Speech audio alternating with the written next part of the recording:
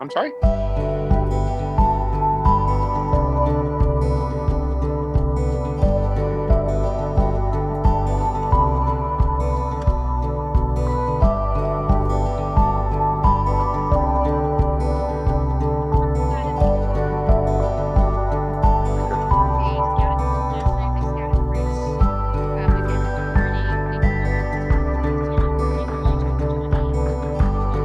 Oh, okay.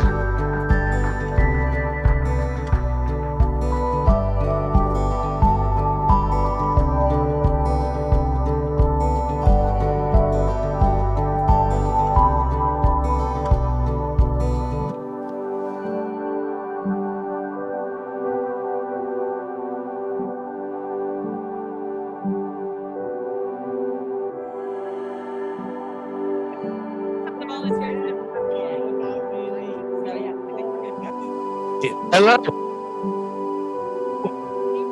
Hey, can you guys go? Are we good? Yeah.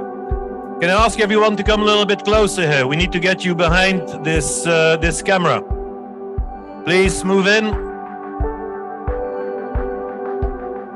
Come on. Well done, Laurie. You're the first one as always. Leg on the back. Come on, Perry. Keep moving.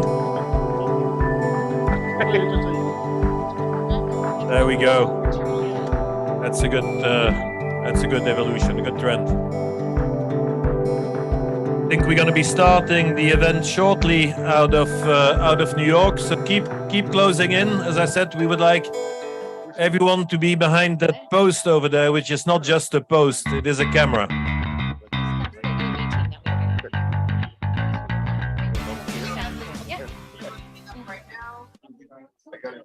Yeah, recommended by Howard. We tried to use as many of their vendors as they recommended, so. Yeah, exactly. Careful, watch your back.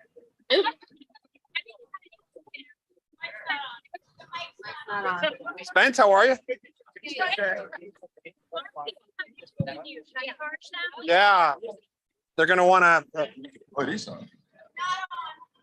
It is on. They muted us on the other side because of the band. They have to unmute us.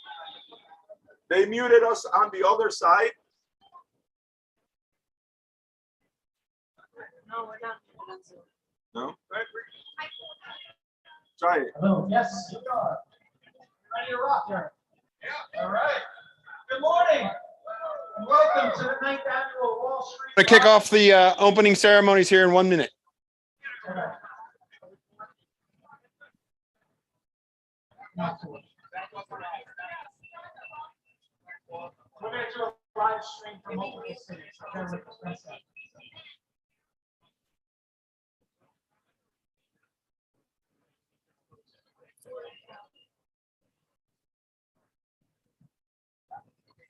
All right, ready to rock. All right. Welcome to the 9th annual Wall Street Rides for Autism Research. I'm Ryan Hawkins. I don't know why I had to look at the paper. With my wife Melissa, we're co-founders of Wall Street Rides Bar. Thank you so much for joining us in this rain. Another beautiful day for Wall Street Rides Bar. We're going to welcome riders from Toronto, Baltimore, Maryland, and virtual riders in Kansas City, Princeton, and London, and all around the globe. People are watching us on YouTube. Oh, sorry. Oh, what's your? Today we have 700 riders from around the financial industry, as well as families directly impacted by autism. It's been an amazing experience to see this community come together, again, despite the weather, for such an important cause to raise critically needed funds to support autism research. So to kick off today's festivities, it's my pleasure to introduce our Canadian co-chair,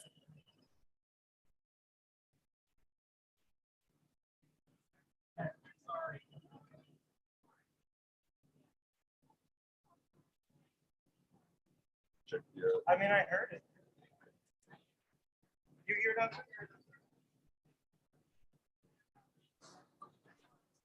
Like a wedding, something go well. Rehearsal was flawless. I worried about how good the rehearsal was.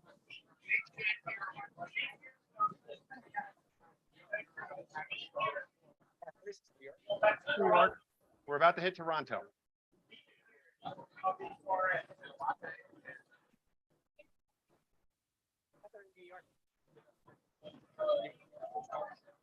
Okay. All right. So can you hear us in Toronto? Yes, we can hear you very well now. Thank you. All right. So let me introduce SIBO Canada's president, Josh Schmidt, our friend, and also importantly, a key member of the Wall Street Rides Far Advisory Board, which is really makes this effort go around and brings in all the corporate sponsors. So joining us from Sherbourne Commons in Toronto is Josh Schmidt. Thank you everyone, and thank you, Brian. It's great again to be part of this incredible event, Rides Far, and of course here in the city of Toronto. Before I ask everyone to give another big cheer, I would like to say that we're all with you guys with the appalling weather that you're facing over there, and I also would like to congratulate your team for making this event happen despite all those conditions. Congratulations, and we're with you. With respect to Toronto, it's the year of the twos. It's the second year that we organize Toronto Rides Far.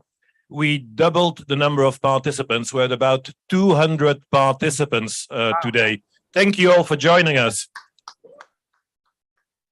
It's also the two because we are hitting a new target with respect to funding. We're going to hit over 200,000 Canadian dollars just out of Toronto. Thank you to the sponsors. Thank you to the funders for making that happen. And the last two is the number of on my bicycle. I couldn't believe it when I got it today. It's 20, my age. Absolutely amazing. So I think we're looking forward to this ride. We're excited to do this ride. We're excited to once again be able to support the Autism Science Foundations. And with that, I would like to head over to Columbia in Maryland to our Baltimore Rides Far event. And that is at the campus of the Howard Community College, where my fellow board member and the head of global trading at T. Rowe Price will say a few words now. Mark Wyatt, Mark, up to you. Thanks, Josh. Can't thank you all enough for being here. We are at Howard Community College. Thrilled that we've outgrown the T. Rowe Price campus. And I'm very proud that T. Rowe Price is returning as a diamond sponsor. We actually got the good weather this year. Last year, we were the ones who got soaked. But obviously, you're all here for a great cause.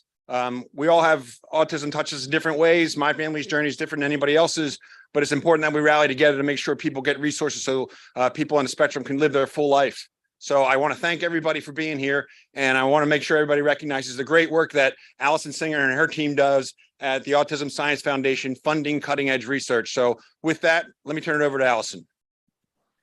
Thank you, Mark. Thank you, Brian. Thank you, Josh. It is my great honor to be the president of the Autism Science Foundation and to welcome everyone in all three of our cities today, and to thank you for the wonderful job that you have done fundraising for autism research. 1 in 36 children in the United States is now diagnosed with an autism spectrum disorder. And it's critical that we have research so that we can understand the causes of autism and develop personalized treatments. The funds that you have raised through this ride over the past 9 years, over $4 million, have helped us to fund research that has led to new interventions that are improving the lives of people with autism, enabling them to spend more time in the community, and also helping them to lead fulfilling lives filled with dignity. So again, my sincere thanks to everyone in all of our locations today and to everyone who has made this ride a tremendous success.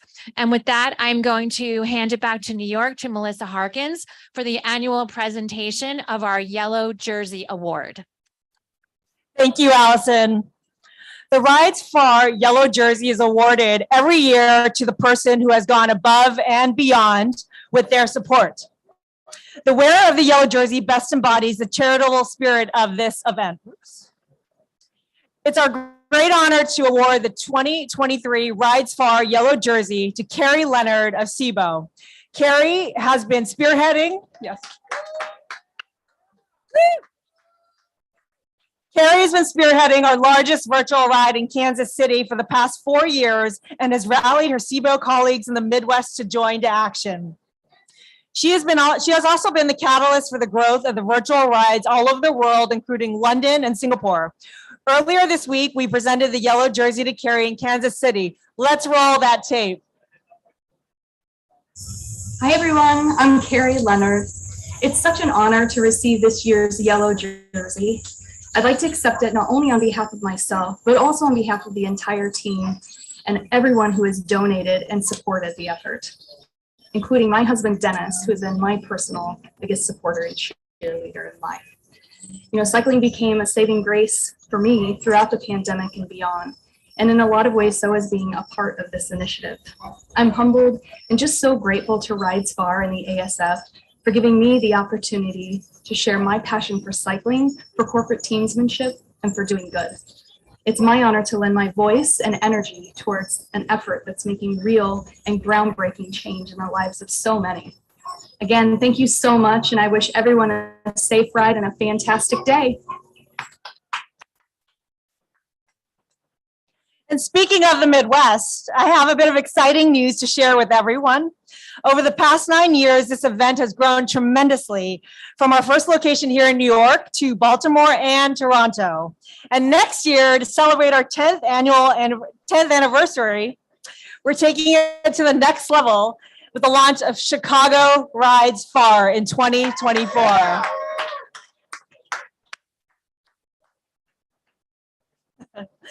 We'll be rolling out details in the new year, but make sure you tell your friends and colleagues in the Chicago area that Rides Far is headed their way.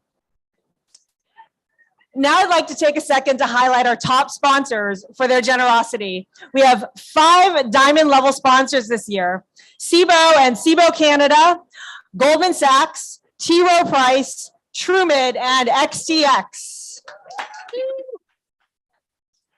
At the platinum sponsor level, I want to thank Hudson River Trading, Hybrid Financial, Paxos, RBC Capital Markets. Our 12 gold sponsors this year are listed behind me. And while our silver and bronze are too numerous to list, we have a look behind me at this impressive array of companies who are part of the community this year. Thank you to all our sponsors, more than 65 in all, for your terrific support of Rides Far. Now for some final instructions, here's Brian. All right, thanks, Melissa. I also want to add our sincere thanks to our Rides Far board members, and I'm going to name them: Dave Laval, Chris Marino, Mark Dowd, Rob Salmon, Brad Vopney, Mark Wyatt, Josh Schmidt, and Jennifer Fagenson. This event happens because of the year-round effort that the board puts in, including bringing in all the corporate sponsors. So let's give them a hand. Thank you. And finally, when you're on the road today, we want you to help us spread the word. Social media allows us to grow this platform. So take some photos and post them onto social media with the hashtag #WhyIRideFar. So if you want to take any pictures of this or this before you go home today, make sure that you post on the various social media platforms. Sorry. Okay. Now we're going to send it back to each of our 3 cities so all your riders can get the specific instructions for your local routes. I do want to add another thing. The last couple of days, the stress to kind of make sure we adopted this event, Global Impact Productions. They do amazing work. It's all behind the scenes, but just over the last 24, 36 hours, just dealing with all the permits, there's a lot that goes into it. So thank you so much. Okay, to everyone riding today, have fun, be safe, and in New York, I want to hear before we go to the different cities. I want to hear, let's ride far from New York on 3. 1, 2, 3. Let's ride far. All right, Okay. well, we can't let New York beat us, even though I'm a native New Yorker. I know that Baltimore can do better. So let's have a Let's Ride Far from Baltimore on 3. 1, 2, 3. Let's ride far from. All right, Toronto. Yeah, I think we're gonna do better than that, Elson, over here. Can I ask everyone at 3, 1 to look back into the camera, wave your hand and say, right far from Toronto. 1, 2, 3, right far from Toronto! Awesome. Can't wait to see Chicago up there next year.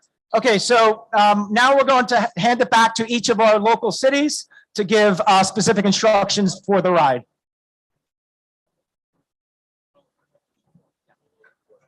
Okay. Sorry, I need to do an introduction. So once again, I want to introduce Eric from Global Impact Productions, who's going to walk you through today's details here in New York. Thank you, Brian and Melissa. Hello, riders. Hello, walkers. You know, this rain is tough, but New Yorkers are tougher. And I know that is true. I want to thank quickly the Westchester County Parks Department, who have been working tirelessly with us. You can see the pavement that got ripped up behind us by the storm yesterday. It was not at all clear that we were going to be able to make this work today, and they've been incredibly helpful and flexible. So thank you to them for their hard work and keeping this open for us. I'm here to talk safety with you. And the first thing I want to do is state the obvious, which is that the roads are wet. As a result of that, some of the roads were too wet to ride on. There was some serious flooding in the county. And that's why the 64 and the 30 had to be canceled for this year. But we have been able to keep the 20, the 12, and the 4-mile routes open, which we're real excited about. As you are riding, you're going to see not just water, but in some cases running water in the streets that you'll be riding through. And it is fall. Those leaves in the water are going to be real slippery. This is not a race. Please take your time today. Be careful out there. We want everyone back here for the barbecue at the end. So take your time when you're out on the road today. So some safety tips. First of all, you are all considered moving vehicles in New York. So obey all traffic signs and signals. That includes traffic lights and stop signs.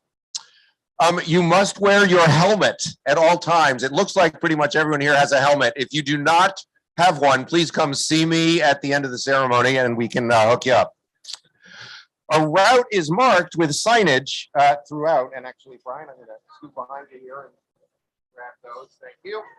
So as you're coming up to turns on the route, you're going to see these yellow turn ahead signs. And then when you get to the turn, you'll see an arrow like so, or like so, telling you which direction to go. And then expect to see a confirming sign after you make the turn, which will let you know that you've done it correctly and you're still headed in the right direction. Should you blow through all of those signs, you'll see the orange one go back. You missed the turn. That's your photo op and your cue to head back and find the sign that should get you back on the route. No earphones or headphones, please, while you're riding. Do ride single file. The roads are narrow out there. If you need assistance for any reason, please pull off the road and call that phone number that's on your wristband. They'll get you help. There should be a sign at least every mile. If you've been riding a few miles and haven't seen any signs, you may be off the route. Despite the weather, please make sure you drink lots of water. You may be able to just tip your head back. Water and sports drink to stay hydrated. We do have one rest stop out there. We call them oases if you're on the 20 or the 12-mile ride. And so enjoy that. And then for the walkers, we're going to send the walkers off after the riders. We'll let them go out first so they don't run you down. And then walkers, we are doing a modified route for you. The woods are a hot mess. So we're going to keep you on terra firma here, doing laps around the lot through the park area. 5 laps will get you to your 5K. And in the meantime, on each lap back this way, we've got a water stop set up for you to keep you hydrated and a little bit entertained. Other than that, we're just going to ask you to be safe and have fun. And with that, I'm going to hand it back to Brian to kick it off.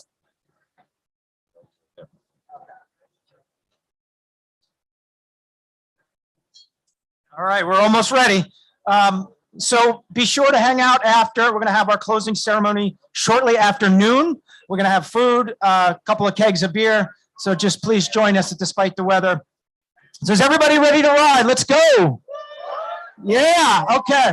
So we're going to ask the 20 milers to line up first, and then behind them is going to be 12, and then the family riders for 8 and 4. So we're going to sound the bell 4 times. Melissa's going to do the honors.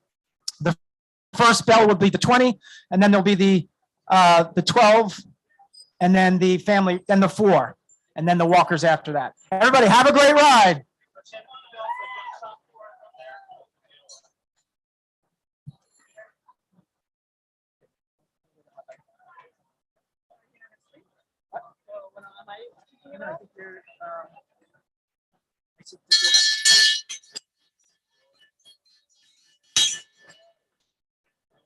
Right.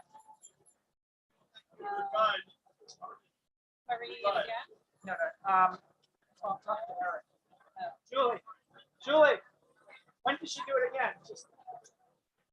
She's gonna ring 3 more times. Yeah. You tell her when.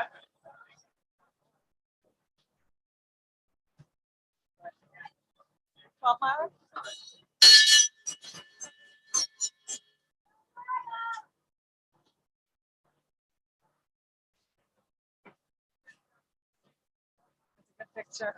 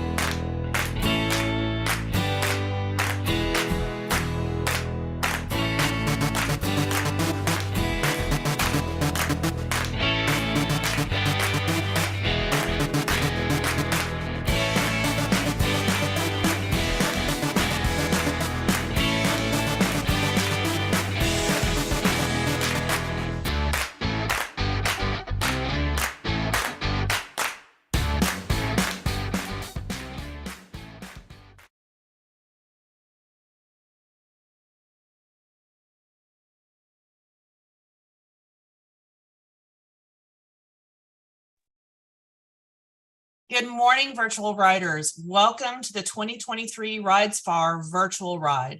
We have lots of goodies to share with you today, including a sampling of the research that your fundraising supports at the Autism Science Foundation, greetings from ASF-funded scientists, and a bit later on, a fun workout to get your blood flowing right from the comfort of your living room. Are you ready? Let's get started with a greeting from ASF-funded scientist, Dr. Susan Kuo.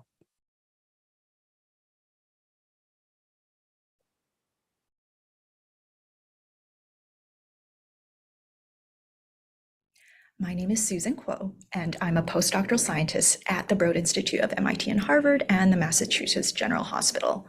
With funding from an Autism Science Foundation Fellowship, I worked with other scientists to analyze the genetic, cognitive, clinical, and developmental data from thousands of children with autism. Given easily accessible information about a child with autism, we're now able to predict the probability with which that child might carry a rare genetic variant associated with neurodevelopmental disorders. This probability is related to the likelihood of getting a clinical genetic testing result. Using our findings, we're now developing a public web resource called Minerva for families and clinicians of children with autism to learn about genetic diversity in autism and then to integrate all this information in considering clinical genetic testing. I'm really grateful to the Autism Science Foundation because they helped fund this research and went above and beyond to link us with diverse stakeholders in the autism community to develop Minerva. We really hope that our research can help spark conversations between clinicians and families about autism genetics, and then ultimately improve access to clinical genetic testing. Funding helps us not only conduct rigorous research, but also to translate our findings into resources like Minerva, so we truly appreciate all your support. Thank you.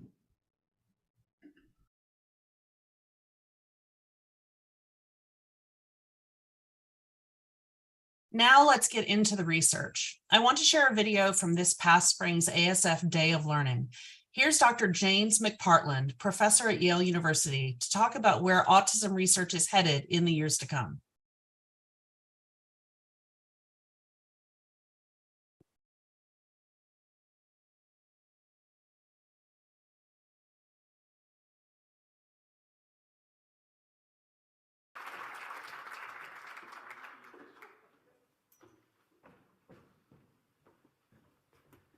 Thank you, Alicia. Thanks for the opportunity to participate today. I am such a big believer in the mission of the Autism Science Foundation, so grateful for all you have done for the field, and it's really an honor to be able to contribute to the Day of Learning today. So I was asked to talk about what autism research should try to accomplish in the next 10 years, which I find kind of a daunting topic, because how could you fill 12 minutes with that topic?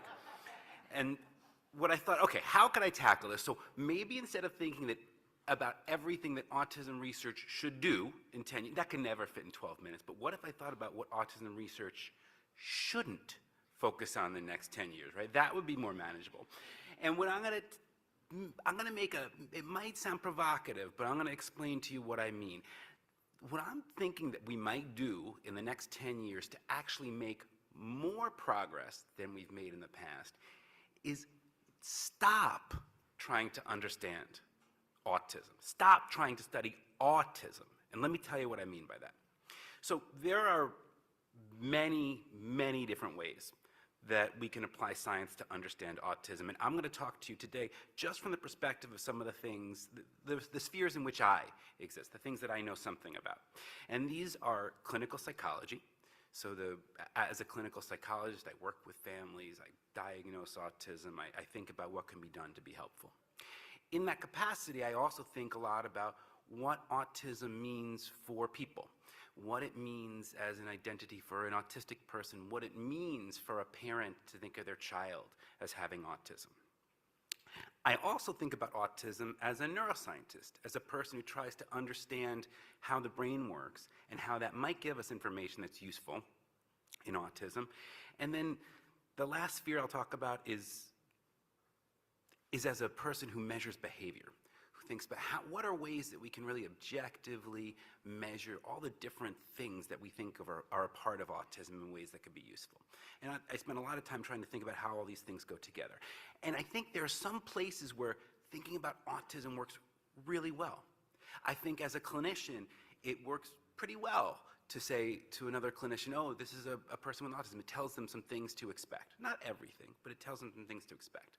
I think it can also work as something of meaning to a person, to a family, say, oh, this is autism. I think that it fails us as neuroscientists and as people who measure behavior. And let me give you some very, very specific examples why. So let's start with neuroscience. So if I were to try to describe what it means to study autism as a neuroscientist, how could I do that? Like, one thing that I could do, and I say I, but that's being too generous with me, a wonderful postdoc named Jason Griffin. What could Jason do? Well, he could look at some of the recent review articles that have been published and think about every brain region that seems to be involved in autism. And if you were to do that, this is what it looks like. So 44 different brain regions, pretty much the whole brain all over the place. I think that that's complicated, and I think it's going to be hard for us to draw really meaningful, practical inferences when we try to think about all these things at once. Okay, what about behavior? Like if we're trying to measure behavior, how could we think about that? So what I did here is I just looked, all right, let's take the actual definition of autism. Let's go to the DSM-5. And I didn't even look at the 5,000 word narrative description. I just took the 300 words and 7 billets that are check boxes to diagnose autism, right? And when I looked in there, just in those 300 words, I found 69 different things that I could measure, right? So lots and lots of things. And I think we have the same problem. This is really complicated, lots and lots. What do we get when we try to take all these 69 quantifiable behaviors and relate them to all those 44 different brain regions, right? Everything, everywhere, all at once. And I think that we're not going to get anywhere fast with that kind of approach. So what could we do? Well, what if we just did, instead of thinking autism, what if we thought about something that is maybe more discrete, measurable, meaningful, but yet super relevant to autism? Like, what if we just said, let's think about what of these behaviors are related to, say, perceiving another person or perceiving a person's face? So then our 69 goes down to 2, which I think is more manageable. If we think about our brain regions, if we say, okay, well, what brain regions would we think to be involved specifically in perceiving another person or face perception? Well, then we dramatically reduce it, right? We have just a handful of brain regions involved in this. Now, this sounds so, I hope this sounds intuitive, but this is a mistake that we make again and again and again as a field. And let me give you an example from a study that I'm very involved with, the Autism Biomarkers Consortium for Clinical Trials, which is a big study. It has I mean, there are multiple people who will speak here today who have had input into the design of this scientific study. And despite all this expertise, what did we do when we thought, okay, we want to understand how brain activity maps onto the things that maybe matter in autism? We did everything everywhere all at once. So we thought, okay, we're going to take, we actually narrowed down brain region. We used a specific kind of brain response, right? So what you see there on the horizontal axis is how fast a person's brain responds to seeing a face. And this is something that's very well studied in autism. And we found, of course, many, many studies over 2 decades now, is that the brain response is slower in autism. And then what you see on the vertical axis is autism with a measure, but a really good, reliable measure called the social responsiveness scale. And each one of those dots is one of the 280 kids who participated in the study. And if you try to look at that cloud of dots and you try to find a meaningful relationship, you're not going to find one. So the relationship between autism in all its forms and brain response, this brain response is almost 0. What if we try to think about it in a more discrete way?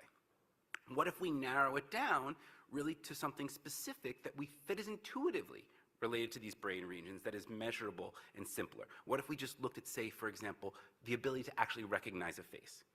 Well, now, in this chart, you're seeing the same thing on the horizontal axis. On the vertical axis, you're seeing a person's ability to recognize faces measured with a standard psychological assessment called the NEPSI. And now, when we look at the relationship between these two things, we see a meaningful relationship, right? So we've gone from everything everywhere all at once to actually some kind of relationship between a brain system and a behavior that we think is relevant to understanding autism. So how might we do this? So this is a principle, but what are some of the things that we could do? And I don't think they're that complicated. One is really easy. We have many really well-studied, robustly designed instruments to characterize autism as a whole thing. But there are very few that are as well-designed, well-studied, built to measure very specific aspects of autism. Let me give you a very concrete example. I'm very interested in social drive, and there's not a good measure that I can just use to measure a person's social motivation, for example. So one thing we could do is change the kind of instruments that we create. Another thing that we could do is think differently about the instruments that we already have. And I want to highlight some of the work here of Mirko Uljerevic, who I actually, believe it or not, I actually emailed him and I had him send me an audio file with the pronunciation of his name, and I ruined it anyway. But Mirko, is doing a nice job using big existing data sets of the field standard kind of comprehensive autism measurements, and then using sophisticated analytic methods to try to find more granular subscales within them. So we can actually use the information we have and just think about it differently. And then what do I think that would give us in terms of potential benefits? So one would be an understanding of mechanism. One of the things that we as autism scientists have not made great strides in doing is really understanding like what's happening that leads to the things that we see in autism. And we call those mechanisms. And an example is what I showed you. Understanding that how fast your brain responds to a face is going to tell you something about how good you are at recognizing faces, right? That's something mechanistic. I think when we start thinking about things in this more granular way, we're more likely to find mechanism. Two, so nicely illustrated by Dr. Martin's talk, is I think that when we think about things like this, it really opens the door to have greater success using animal models of autism research. You've heard so many times, mice don't have autism. No, they don't. But as we saw, mice touch, they hear, right? So if we think about things in sub-processes that are actually more mappable, that are relevant to autism but mappable to other species, we might learn more things.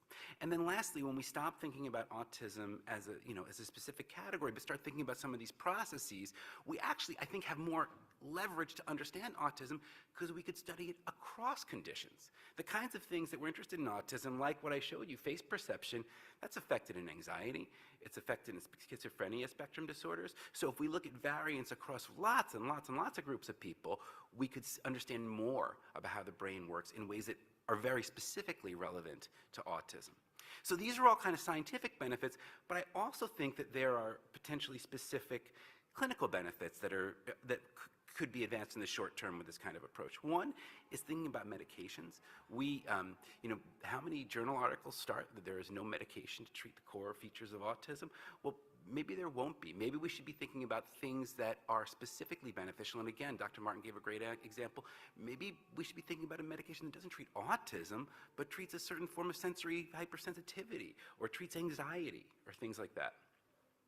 I think it also, thinking about it this way, also opens the door for other kinds of ways of intervening that are really underutilized in autism presently. So this is an image of transcranial magnetic stimulation, which is just a way of using magnets to basically juice up parts of the brain.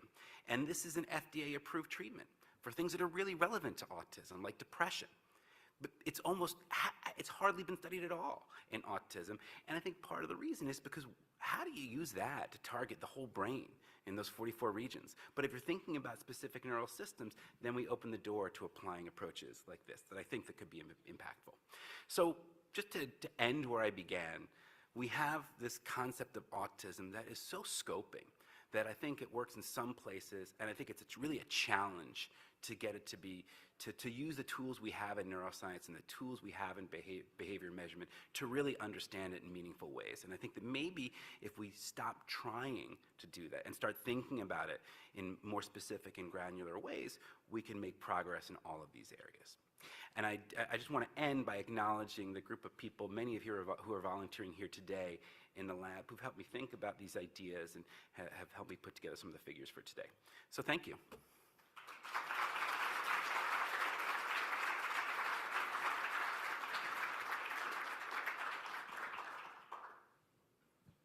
I have a question for you, Dr. McFarland.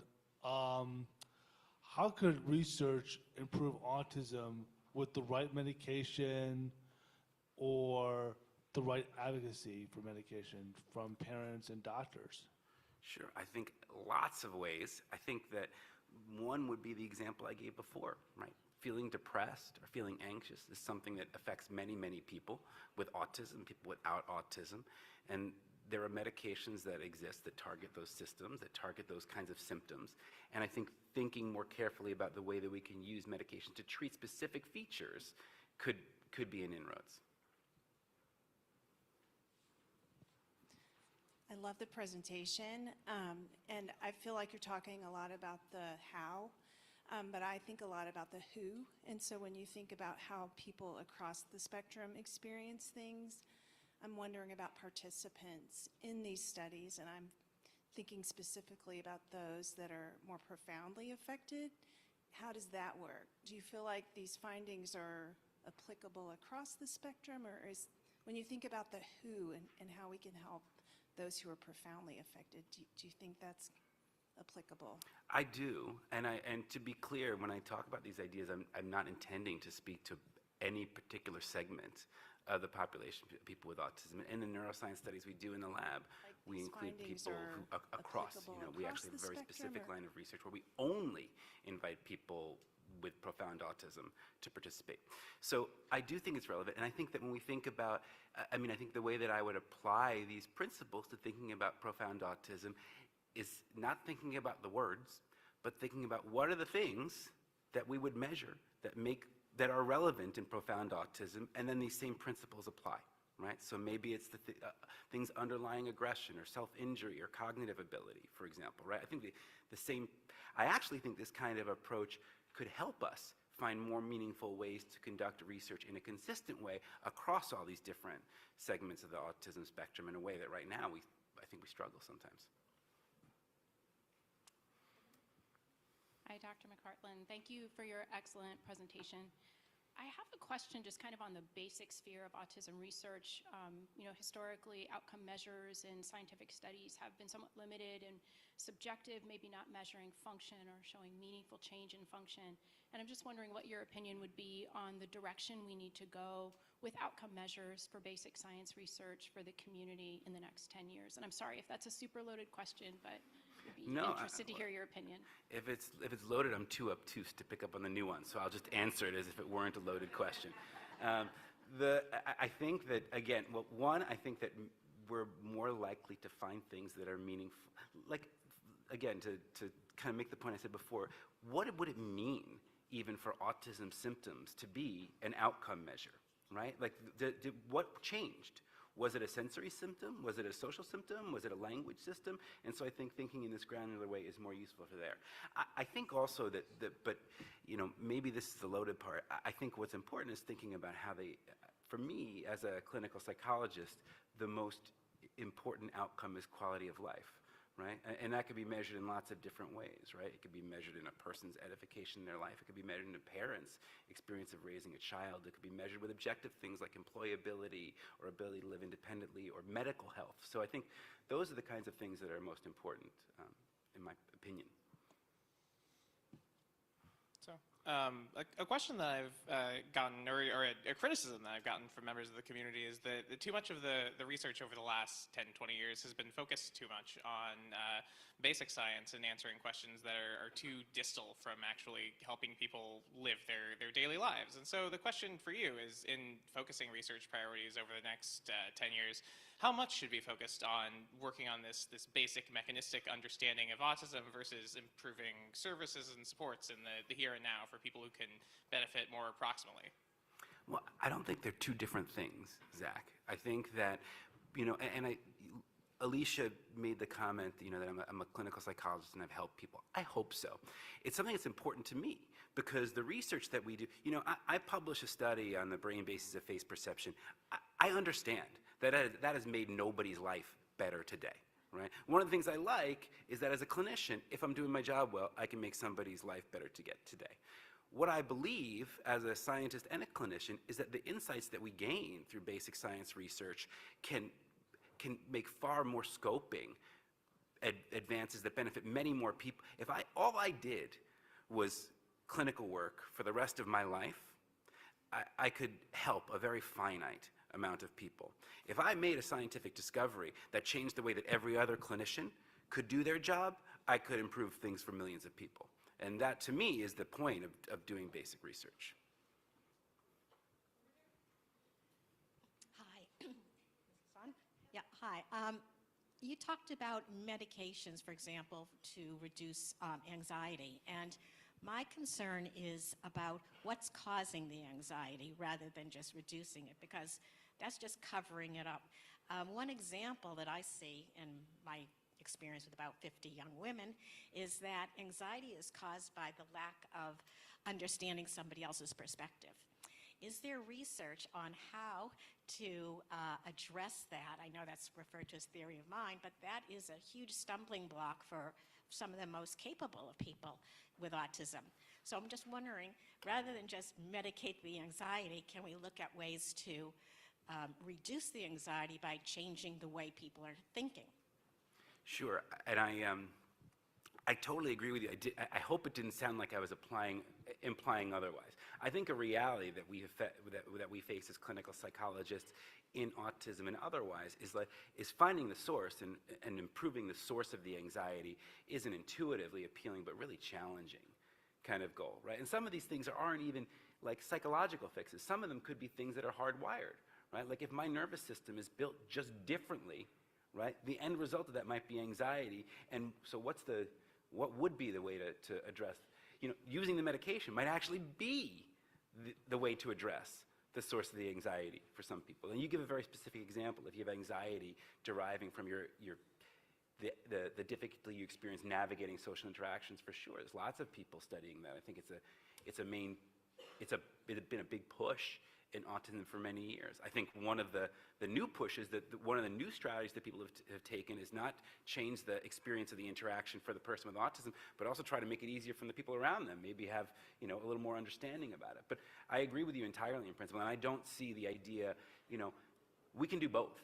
And I would presume as a clinical psychologist for the foreseeable future, our ability to eradicate sources of anxiety. We might not want to eradicate the sources of anxiety, right? I worry about lots and lots of things. And in my experience of being me, I feel like, staying up all night and worrying about this talk probably helped me give a better talk, right? And if I had been so chill that I was sleeping through the night, maybe I can't speak for you, maybe the talk wasn't good, but maybe it would have been a lot worse if I had been sleeping instead of thinking in my bed.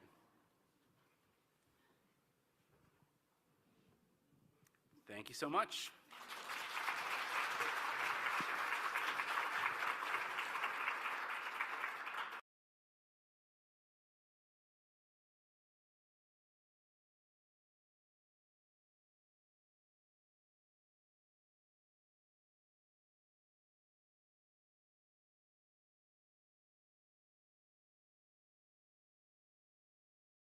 Rides Far would not be possible without the incredible support of our 66 corporate sponsors. Let's take a minute or so to highlight them.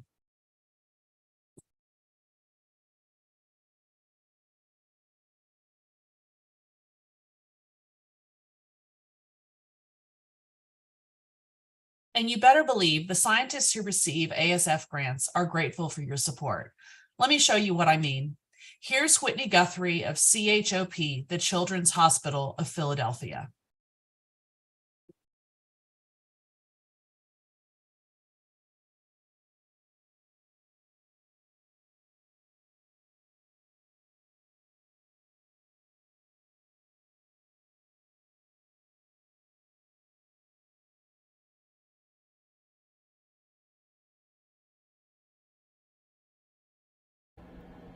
My name is Whitney Guthrie. I'm a researcher at the Children's Hospital of Philadelphia and an assistant professor at the University of Pennsylvania. I received an Autism Science Foundation postdoctoral fellowship in 2018 to develop a new method of screening for autism. My goal for this project was to address the pressing problem of delayed diagnosis for many autistic children. Screening for autism in primary care is an important way for us to identify autism as early as possible. But unfortunately, our current methods miss over half of children who will eventually get an autism diagnosis. So my project focused on developing a new way to screen for autism. During this fellowship, I found that we were able to identify a group of children who were starting to fall behind in their early developmental milestones, things like learning to walk and talk, simply from data that already lived in their electronic health records. We also found that identifying this pattern of development allowed us to identify about 50% of the children who were missed by traditional autism screening. Overall, my goal with this research is to use this newly developed method as a screening tool in pediatric primary care, and to help all children equitably access early diagnosis and supports. I'm grateful to the Autism Science Foundation and to Rides Far for this incredible opportunity. Through this fellowship, I was provided with funding that allowed me to complete this project, which would not have been feasible otherwise. And on top of the research advancements we were able to make, I also received really wonderful training and mentorship opportunities at a critical time in my development as an autism researcher. This fellowship provided an important launchpad for my career, where I continue to focus on the best and most feasible ways to identify all children on the spectrum as early as possible. So thank you.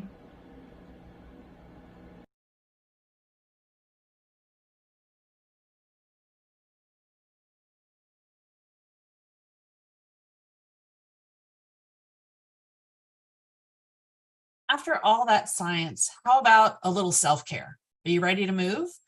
I'm delighted to share a workout by fitness guru Brad Stevens. Clear a bit of space around you, grab an exercise mat if you have one, and let's get busy.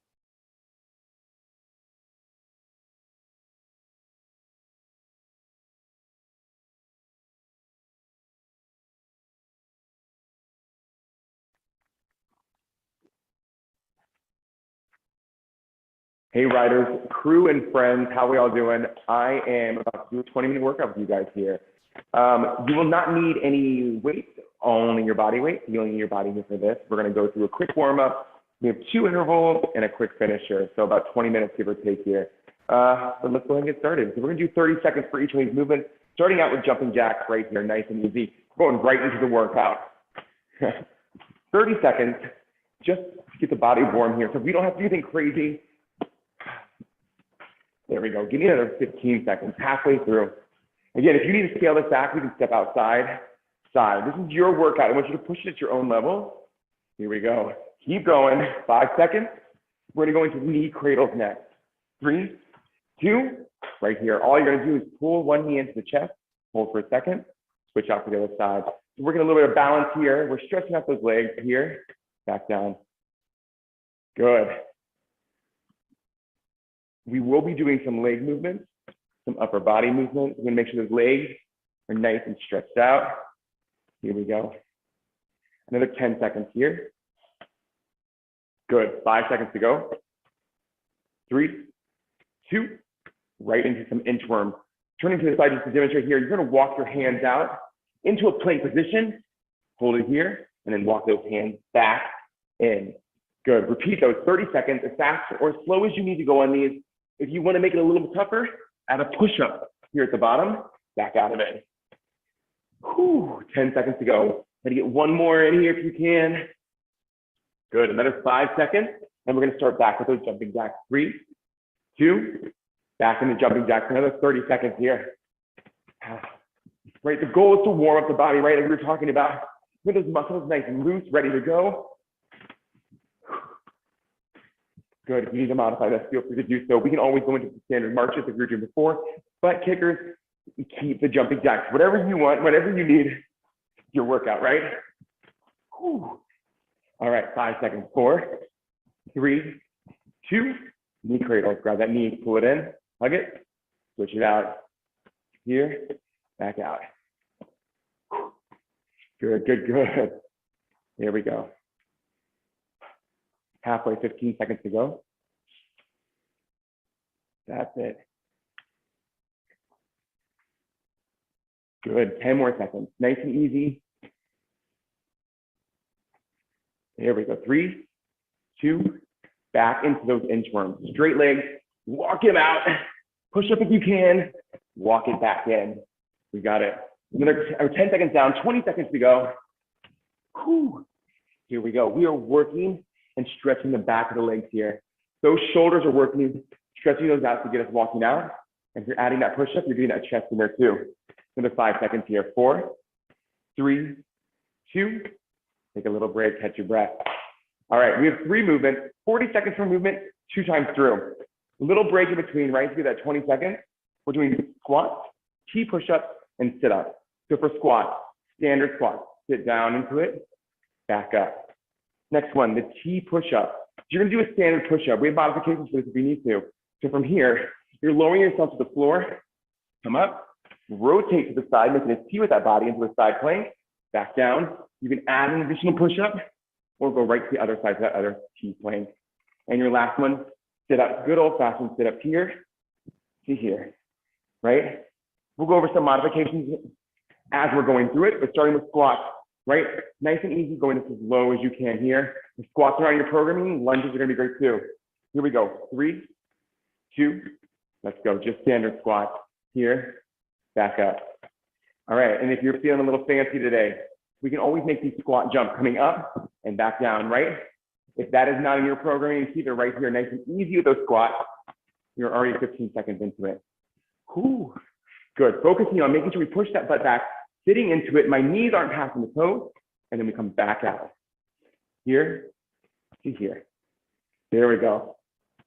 Last 10 seconds, keep squatting for me, keep going. Good. Whew. Have you broken a sweat yet? Because I am already sweating. 3, you're nice and easy with those squats. Take your 20 seconds. You're already 15 seconds. So if push-ups are a little hard for you, we can always do those from the knee. Same movement.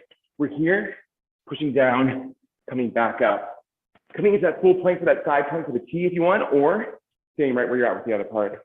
All right, here we go. 5 seconds, we're gonna start, and we're in for 40. 3, 2, 1, let's go. Push up, rotate to the side, come back out of it. Push up and rotate, here to here, good. Ooh. As many as you can do, as long as you don't lose form, right? We want a straight line with the body, chest coming all the way down on the floor if you can, almost touching. Good, good, good. Here we go, 20 seconds left. Keep moving through it, keep pushing. And rotate, you got it. 10 more seconds. Whew. 5 seconds to go, 4, 3, 2, and rest. All right, abs here for the sit-up. Modify if we need to, right? Standard sit-up, coming up and back down. Crunches are another option, or we can always plank, right? Whatever's in your programming, whatever works for you. Another 10 seconds to catch your breath. You're going through it. All right, on the ground, getting ready. 3, 2, and go. Sit up, back down. Good. Elbows are coming all the way to the knees if you're doing full sit-up, lowering all the way back down. Flatten out that back, come back up. Try not to use momentum and try not to swing those arms, right? Place those hands beside the head, up and back down. If you need to, that crunch, we're just crunching up, back down. Working those abdominals here, back down. Good. 20 seconds. Keep going. There we go, there we go. Whew. 10 seconds. All right, 5 to go, 5, 4, 3, 2, take a little break. 1 round done, right? We're gonna do that one more time. Same thing, going back into those squats. Whew. Grab a sip of water, wipe yourself down. Get ready, 10 seconds. You still have 10 seconds to go. All right, guys. Goal is to elevate that heart rate each time we go into it, right? Spike that heart rate a little bit, let it drop. We're changing the muscle group each time. Here we go, 3, 2, and go. Targeting the glutes and the legs here, right? Squat, we'll work everything in that lower body here. Down and back up. Good. Your breathing can be heavy. That is fine. You can hear me trying to breathe a little bit here. Breathe, talk, and move. Here we go. Almost there. 20 seconds down, 20 seconds to go. Long spine, chest out, shoulders are pulled back, standing proud. Good. Don't let that spine round, right? We don't want to collapse forward. We're not bowing. We're hinging from the hips down and back up. 3, 2, good. 20-second break. All right, friends. We're going back into those push-ups now, right? Modified push-ups if you need to, standard full push-ups, whatever you got. Slow them down, but I want you to keep moving if you need to, right? The goal is to keep moving for the full 40 seconds. 3, 2, and let's go. All the way down and rotate. There we go, good. Here to here. That's it. 10 seconds down, 30 seconds to go.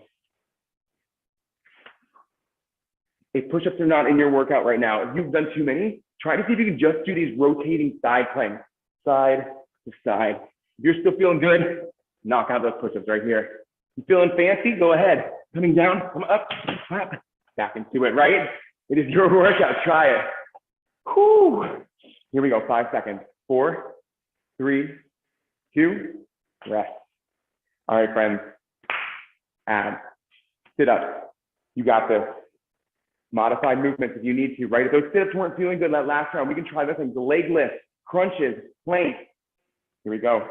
Get ready because we're going to do it last time. 5, 4, 3, 2, and let's go. 40 seconds on the clock. There we go. Focus on your breathing, right? Deep breaths in, get oxygen into that body. We don't want to hold our breath. Make sure you're breathing. Whew. Good. Good, good, good. Come on. We're almost there. You get a nice little break between these two circuits. Earn that break, right? That's the goal. Where are we at? Where are we at? We have still 15 seconds or so to go. Keep moving. Keep a distance between that chin and the chest. Don't tighten up. What goal is to keep the neck in line with the rest of the spine here. Here we go. We're going to give you another 5 seconds right here for 5. Keep going. 4, 3, 2, and rest. All right. Full minute to recover. Catch your breath. We have 3 new movements now. Same thing though. 40 seconds on, 20 seconds rest, 2 times through. So we have lunges, we have dips, and we have the plank. Lunges, standard lunge here, right? You're gonna lunge out here and back up. The goal, 2 90-degree angles, body center between both legs as you come here and back up. Modifications to come if you need them. All right, we have dips. So this movement can be done with a dumbbell, can soup, water, if you have it at home and we don't wanna do the dip. You go up overhead, see in the mirror there, here and back down, here to here. If we don't have weight, that's totally fine. Because it was programmed to be dipped anyway, so that's body weight. We're here. What do you want you to do? Dip down, back up, here and up. We're targeting the back of that arm, right? Last but not least, we're going into plank. High or low plank, I don't care. I just want to make sure we have a straight line with the body and we're feeling strong and good in them. Whew. All right, 20 seconds. Take the next 20 seconds, prepare. Starting with those squats, right? Or lunges, sorry, lunges again. So if you have any knee issues, try a reverse lunge. You're gonna step back. Instead of stepping forward, here to here. It's gonna take a little pressure off the knee, but it is gonna target the glute a little more. It's a little more booty work. All right, here we go, 5 seconds. Lunges, 3, 2, 1. Let's go, lunge it out. Body in between both legs. 2 90-degree angles. Again, that knee is not passing that toe. Whew. We're nice and strong, nice and tall, chest out, shoulders back. Good. Keep moving through it. Hitting those legs. There we go. 20 seconds. Whatever your arms need to do, let it do it. I'm always switching up what I do with my arms. There we go, there we go. Keep moving, keep moving. 10 seconds. You have just 10 more seconds of lunges. Again, remember, if you need to, reverse and up. 5, 4, 3, 2, and rest. All right, so I gave you your dip options. Body weight, or if you have water bottle, can of soup, whatever you got, and you want to hit going overhead, here to here, that's fine. 10 seconds. We're in it. 4, 3, 2, dip it out, right? Hit those triceps, little arm work here, here to here. The triceps should already be warm because we were just doing those push-ups. Triceps are secondary movement when we're in push-ups, right? And you're gonna feel those triceps start to burn real quick. Goal again, remember, don't stop moving. We're here, right, with that dumbbell, if you have it overhead. Elbows are pointing forward, here to here. The nice thing about going overhead here is we're targeting that third muscle head. So try for tricep, meaning 3, because we have 3 muscles on our tricep. Here to here, good. Keep it going, we have 5 seconds. 4, 3, 2, and rest. All right, last but not least, the plank, and then we start this over one more time. 15 seconds to go into it. Again, this is ab focus, right? So we're holding it, isometric hold in that plank, but if you want to, you can always change it up. You want to go back to sit-up? That is your prerogative, right? 3, 2, let's plank it out. Right here. If we're in that plank and we want to challenge ourselves a little bit, try a camel plank. Is going from a high plank down to the low plank or to the elbows and coming back up into that high plank, right? Alternating side. Let's start here to here. If that's not working for you, hold the plank. Just hold the plank. You don't have to move. It is going to force those muscles to engage a little differently. Whatever's working for you, right? We're doing the workout together, but it is your workout. Here we go. 10 seconds to keep holding. Straight line. Don't let the pelvic region dip. Don't push that booty up in the air. You want a straight line here. 4, 3, 2, and move up. All right, 20 seconds. We start that over. Back into the lunges again. So we're gonna hit those legs again. All right, 10 seconds. Deep breath. Focus in. You're almost there, right? Last round, and then we have a finisher. There is a finisher. I told you. People always say I don't tell them. 3, 2, and let's go. Lunge it out here and back up. Here. Good, good, good, good. Keep moving. Keep moving. Come on. We got these. Lunge it out. Ha. Here we go. Lunges are one of those things I love to hate. So good for you. But they kill those legs, right? Here we go. We have another 10, 15 seconds, sorry. Keep moving. Don't want to take any time from you guys. You deserve the full 40 seconds here. Another 5 seconds to go. 4, 3, 2. All right, we got it, we got it. Catch your breath, triceps, right? Hitting these guys right here. Overhead, dip. If you have a bench or something, or a table, coffee table, you want to do this off of, feel free. The dips are with the body weight are definitely going to be a little harder. I don't know about you, my body weight is a little more than a 5-pound dumbbell I was just carrying, right? So I'm going to feel it more when I'm down here on the floor. And it's not a big movement. Don't feel like you have to move a whole lot here. Almost a pulsing movement is what it's going to feel like, but I want you to try to hit that full range still. Keep going. There we go. Another 20 seconds here. Good. Almost there. Keep moving. Good, good, good. We have another 15 seconds. Keep pushing those triceps. You got it. Good work. Good, good, good.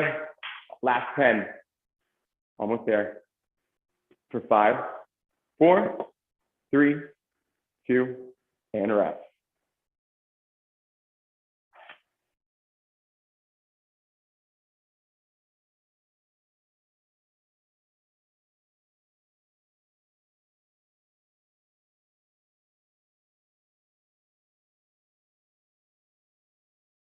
And that is our virtual ride for the day. Remember, it's not too late to fundraise. We've already raised nearly $1 million, so let's keep it going. Thank you for all you've done to support the Autism Science Foundation. Make sure to follow us on social media for updates. Now get out there and enjoy the day.